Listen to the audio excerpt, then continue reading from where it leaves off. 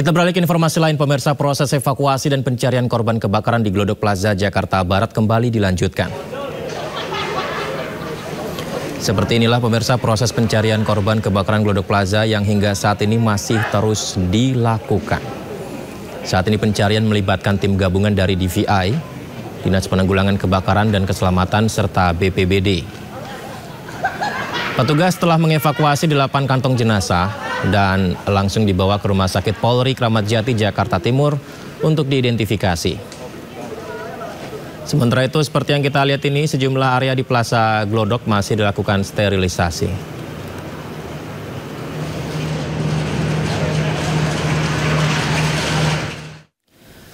Sementara itu, seorang suami mencari keberadaan istrinya yang hilang dalam kebakaran Glodok Plaza, Jakarta Barat.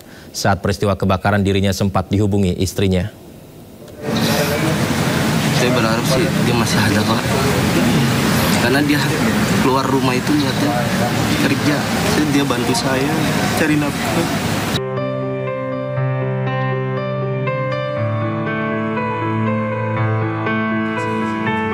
Berharap dia masih ada.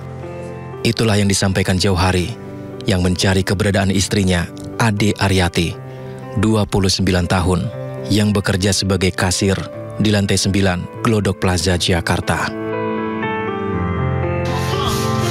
Saat kabar Glodok Plaza kebakaran, Jauhari terus mendatangi lokasi untuk memastikan keberadaan istrinya.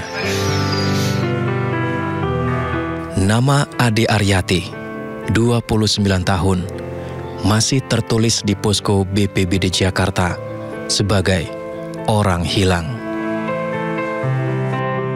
Saat mendengar kabar kebakaran ini, Jauhari terus-menerus mencari keberadaan istrinya. Sosok Ade Aryati adalah istri yang perhatian. Bahkan di malam tak lama sebelum kebakaran terjadi, Ade sempat mengingatkan suaminya untuk bekerja dengan hati-hati dan tidak lupa makan. Sampai jam 9 pun dia masih nasihatin saya untuk ayah kerjanya hati-hati, jangan lupa makan. Itu sih. Saya dapat kabarnya pun itu jam sekitar, karena HP saya dicas kan di kantor kan. Saya dapat kabar jam 11 sih, jam 11. 11 malam? Jam 11 malam. Pada hari Rabu itu? Iya. Saya langsung kalap, langsung kabur dari tempat saya kerja, langsung menuju lokasi. Saya berusaha untuk masuk, ditahan sama petugas gitu. Saya nampak kayak orang gila gitu, nyari-nyari. Kehilangan Ade Aryati juga dirasakan sang anak yang selalu bertanya, kemana ibu? Anak sih nanya mulu, bunda mana? Dan saya bilang, lagi tembul. Ya emang kemarin kan berita kebakaran segala macam, itu ngeliat teman-temannya, bahkan sampai anak pun ngomong, itu bukan pekerjaan bunda aku, itu video editan. Gitu. Anak sih masih percaya bundanya masih ada sih.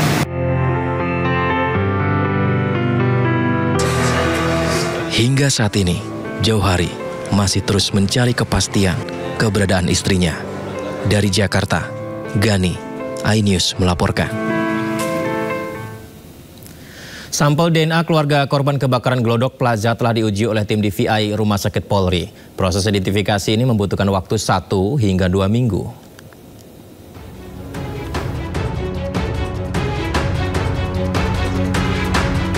Tim DVI Rumah Sakit Polri telah mengambil 13 sampel DNA milik keluarga korban kebakaran Glodok Plaza.